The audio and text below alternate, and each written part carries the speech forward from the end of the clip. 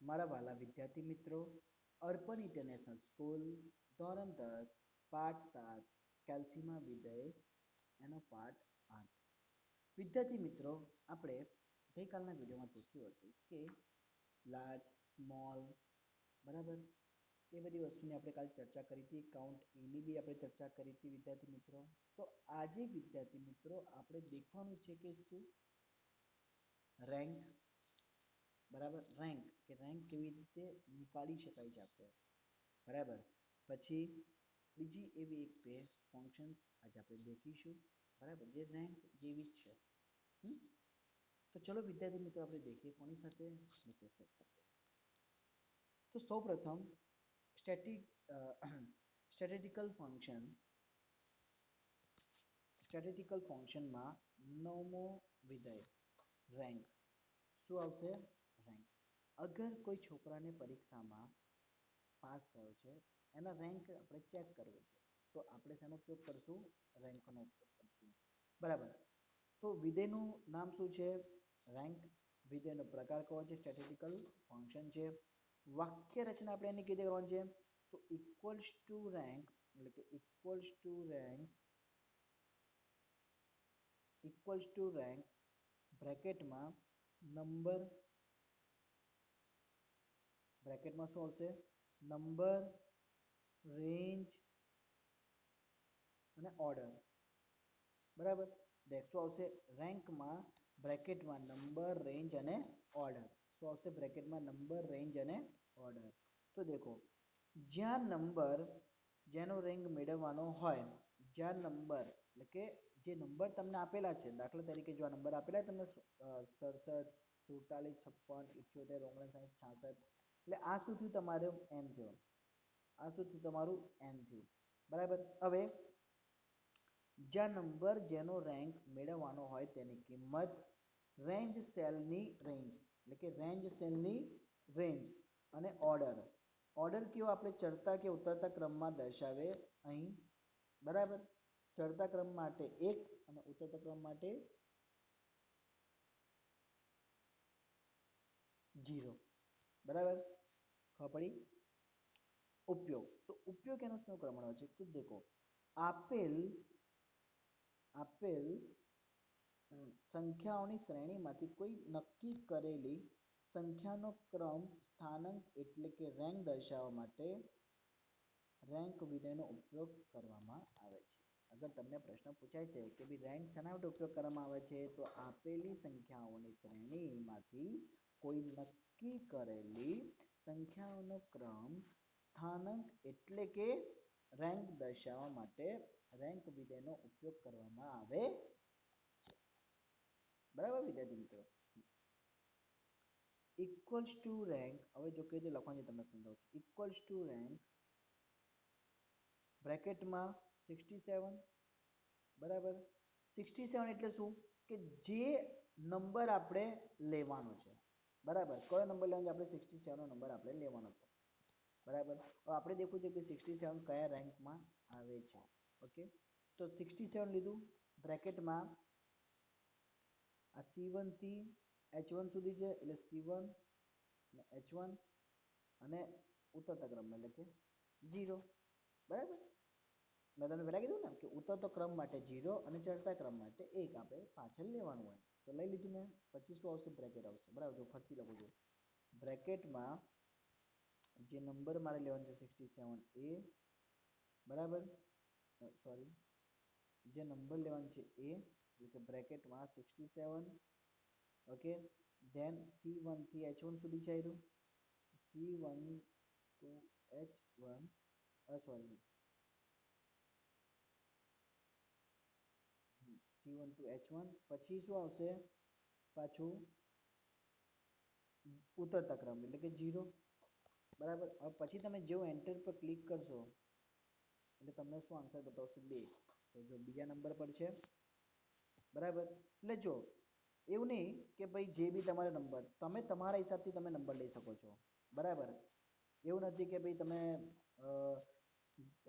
કે ભાઈ આપણે કોઈ બી નંબર લઈએ ને કરીએ. તમે તમારા હિસાબથી નંબર તમે લઈ શકો છો બરાબર. તો આપણે વાત શેની કરી રેન્કની વાત કરી બરાબર વિદ્યાર્થી મિત્રો. હવે દેખીએ શું છે તો દેખો રેન્કનો અર્થ કોઈ ચોક્કસ ક્રમાંક થાય છે. બીજું, રેન્ક વિધેય આપેલી સંખ્યાઓની શ્રેણીમાંથી કોઈ નક્કી કરેલ સંખ્યાનો ક્રમ નક્કી કરી આપે છે.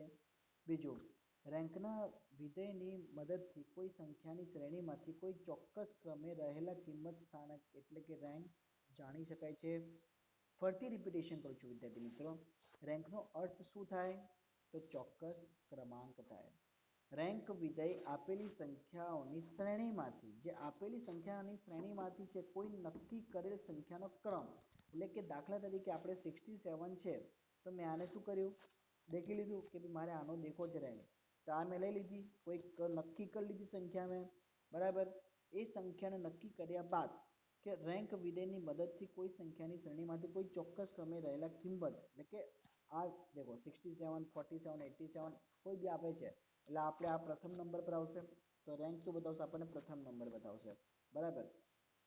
હવે અહીંયા શું કરવાનું છે તમારે દેખો કે જ્યાં ચડતો ક્રમ હોય શું હોય જ્યાં ચડતો ક્રમ હોય બરાબર ચડતા ક્રમ માટે 1 અને ઉતરતા ક્રમ માટે 0 જણાવવાનું આપણે છે. તો વિદ્યાર્થી મિત્રો ચલો આપણે ઉદાહરણ દેખશું તો તમને વધારે ખબર પડશે બરાબર રીત બી તમને ખબર પડી હશે અને મજા બી આવશે રાઈટ. તો સૌપ્રથમ ધારો કે તેજસ ઠક્કર નામના વિદ્યાર્થીએ પરીક્ષામાં 67 ગુણ મેળવ્યા. કેટલા ગુણ મેળવ્યા છે ભાઈએ 67. જ્યારે આની વિદ્યાર્થીઓના ગુણ બસ 47 57 78 59 અને 66 એટલે કે વિદ્યાર્થી મિત્રો જે તમને આ ગુણ આપે છે બીજા અન્ય વિદ્યાર્થીઓના બી તમને ગુણ આપ્યા છે અને આપણે કોના મેળવવાના છે આપણે 67 ના મેળવવાના છે. અહીં કુલ 6 વિદ્યાર્થીઓના ગુણના આધારે નક્કી કરી શકાય કે તેજસ ઠક્કરની રેન્ક બીજો થાય છે. એટલે દાખલા તરીકે જો આ 67 છે તો 67 થી મોટું કોણ છે 78 એટલે કે તમને ખબર પડી ગઈ કે ભાઈ આ જે સ્ટુડન્ટ છે એનો પહેલો આનો બીજો એટલે આપણે જે પ્રમાણે તમને ખબર છે કે ઉતરતા ક્રમ અને ચડતા ક્રમમાં આપણે ગોઠવીએ છીએ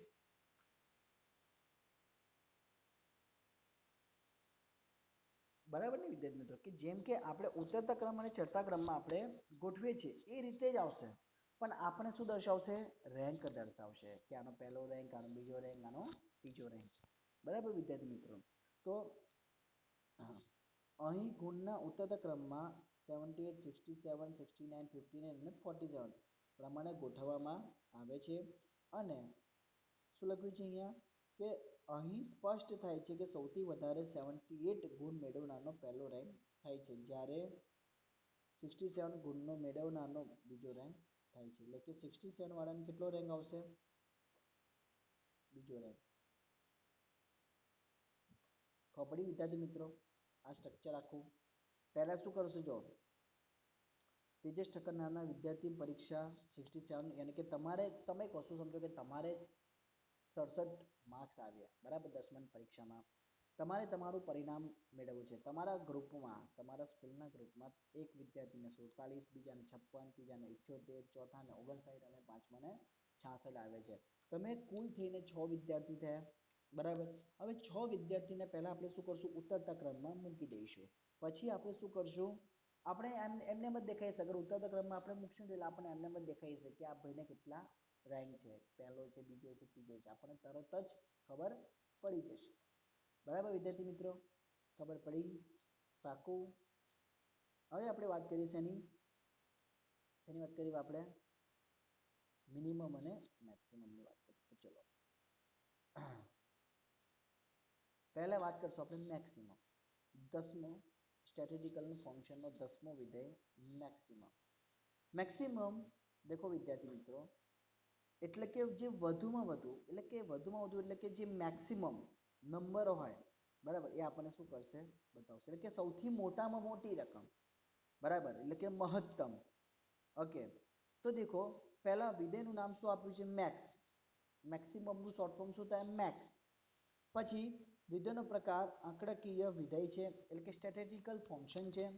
પછી એની વાક્ય રચના આપણે દેખીએ તો ઇક્વલ્સ ટુ મેક્સ બ્રેકેટમાં n1 થી લઈને n30 સુધી એનું થઈ શકે છે. પછી 31મી તમે સેલ નાખવા જશો એટલે અંદર રકમ તમે સેલમાં નાખવા જશો તો નહીં આવે આવશે નહીં આવે, રોંગ બતાવશે, એરર બતાવશે. ઓકે, હવે આપેલ સંખ્યાઓની શ્રેણીમાંથી મોટામાં મોટી મહત્તમ સંખ્યાને દર્શાવવા માટે મેક્સ વિધેયનો ઉપયોગ કરવામાં આવે છે. વિદ્યાર્થી મિત્રો, હું અગર તમને પ્રશ્ન પૂછું કે મેક્સ વિધેયનો ઉપયોગ કેવી રીતે કરવામાં આવે છે, તો તમે મને બતાવી શકશો ને કે આપેલી સંખ્યાઓની શ્રેણીમાંથી કેવી મોટામાં મોટી મહત્તમ સંખ્યાને દર્શાવવા માટે મેક્સ વિધેયનો ઉપયોગ કરવામાં આવે છે. બરાબર. હવે આપણે એનું દેખીએ ઉદાહરણ. શું દેખીએ આપણે એનું ઉદાહરણ દેખીએ. બરાબર વિદ્યાર્થી મિત્રો, તો ઇક્વલ્સ ટુ મેક્સ જે તમને રકમ આપી છે, જે તમને રકમ આપી છે એ, બરાબર. પરિણામ શું આવશે? જે મહત્તમ રકમ કઈ? 78. મહત્તમ રકમ કઈ છે? 78.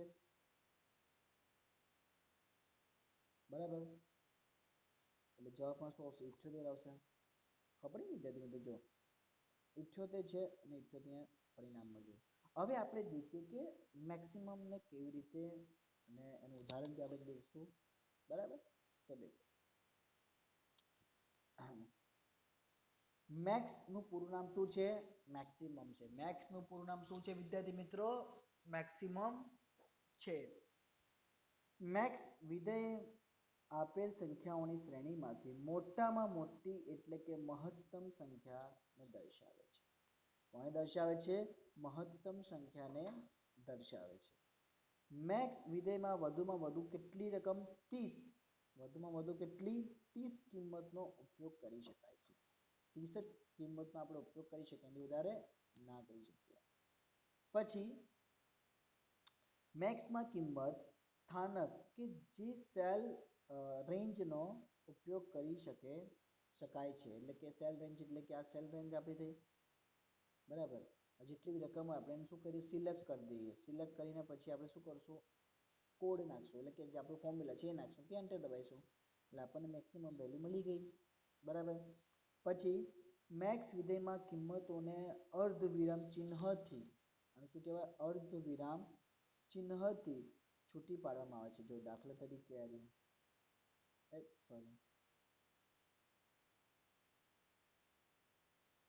બરાબર, આ એરો દેખજો, તમને દેખાય સારી.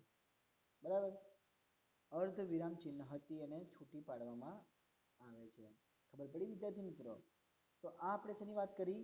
મહત્તમ એટલે કે મેક્સિમમ ની વાત કરી. હવે વિદ્યાર્થી આપણે શેની વાત કરશું? મિનિમાઇઝ ની વાત કરશું. તો ચલો, મિનિમમ. મિનિમમ ને શું કહેવાય છે? લઘુત્તમ. મિનિમમ ને વિદ્યાર્થી શું કહેવાય ગુજરાતીમાં? લઘુત્તમ કહેવાય છે. બરાબર.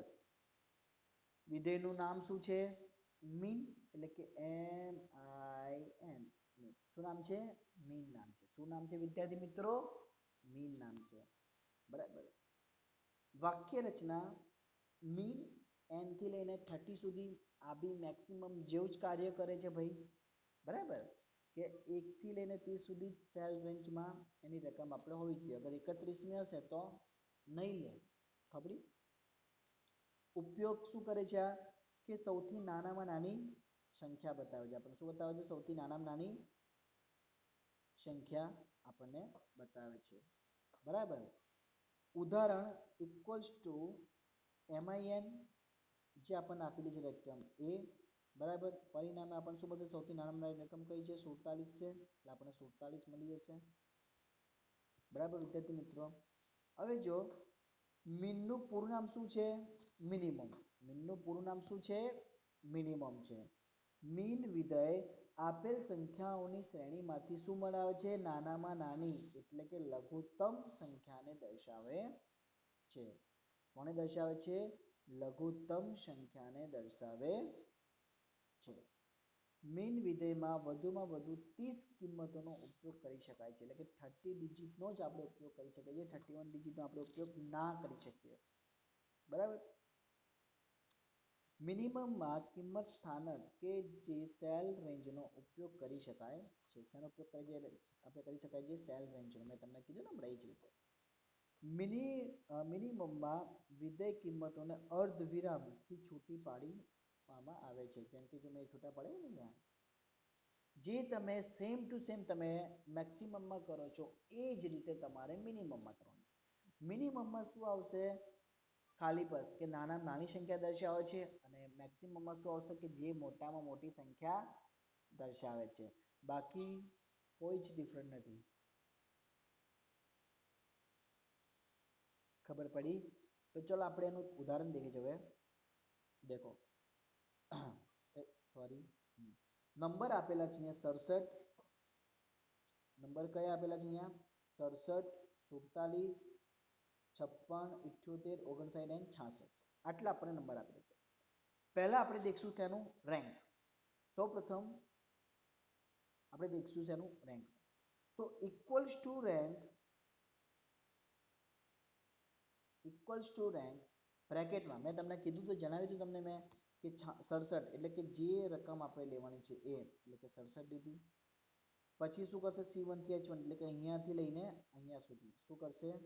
અહીંયાથી લઈને અહીંયા સુધી. બરાબર, એટલે શું આવશે ત્યાં? C1 થી H1. બરાબર, હજુ આપણે પૂછવાનું નથી, જો અહીંયા કોઈ કોઈને દેખાય 67 C1 થી લઈને H1 સુધી. પછી 0 0 એટલે શું? ઉતરતું ક્રમ. બરાબર, એટલે આપણને જવાબ શું મળશે? 2. શું પરિણામ મળશે આપણને? 2 પરિણામ મળશે. બરાબર, જેમ કે જો અહીંયાથી 67 78 છે ને, તો 78 પછી બીજું શું જોયું? ઉતરતા ક્રમમાં 67 છે ને, એટલે આપણને મળશે 2. હવે મેક્સિમમ. તો મેક્સિમમમાં આપણે શું કરશું કે ઇક્વલ્સ ટુ મેં લખેલું છે અહીંયા મેક્સ બ્રેકેટમાં ક્યાંથી લઈને C1 થી લઈને H1 સુધી. પછી એન્ટર, અને સૌથી મહત્તમ એટલે કે મોટી રકમ કઈ છે? 78. એટલે જવાબમાં આપણને શું મળશે? 78 મળશે. હવે સેમ એ જ રીતે મિનિમમમાં. બરાબર, ઇક્વલ્સ ટુ MIN બ્રેકેટમાં C1 અહીંયા H1 એટલે આપણને શું મળશે? સૌથી નાનામાં નાની રકમ. સૌથી નાનામાં નાની રકમ કઈ છે? 47 છે. બરાબર વિદ્યાર્થી મિત્રો, આ રીતે આપણે ફંક્શન યુઝ કરવાના છે, અને આ રીતે આપણે બધાની સંખ્યા મેળવવાની છે. જો વિદ્યાર્થી મિત્રો, હું હજુ બી તમને કહું છું કે કોઈ બી તમારે મનમાં ક્વેરી હોય ને વિદ્યાર્થી મિત્રો, તો તમે પ્લીઝ મને જાણ કરી શકો છો. બરાબર, અને બીજી વસ્તુ કે તમારા લોકોનું કોઈ જ હોમવર્ક આવતું નથી. બરાબર, આ જેટલા બી ફંક્શન્સ આપણે કર્યા છે ને, જેટલા બી ફંક્શન્સ અત્યાર સુધી, મેથેમેટિકલ ફંક્શન્સ અને સ્ટેટિસ્ટિકલ ફંક્શન્સ, એ બંને ફંક્શન્સમાં અત્યાર સુધી એટલે કે મિનિમમ વેલ્યુ સુધી, બરાબર, ફર્સ્ટ સ્ટાર્ટ થયું તો આપણે એબ્સોલ્યુટથી લઈને મિનિમમ સુધી આજે બધાએ મને હોમવર્કમાં બતાવવાનું છે. હું આજે તને વિડીયો નાખીશ નહીં, પણ હોમવર્ક હું નાખીશ. બરાબર, તો મને બધાએ જ હોમવર્ક બતાવવાનું છે. બરાબર, good bye. Thanks for watching my video. Goodbye. Stay home. Jai Hind.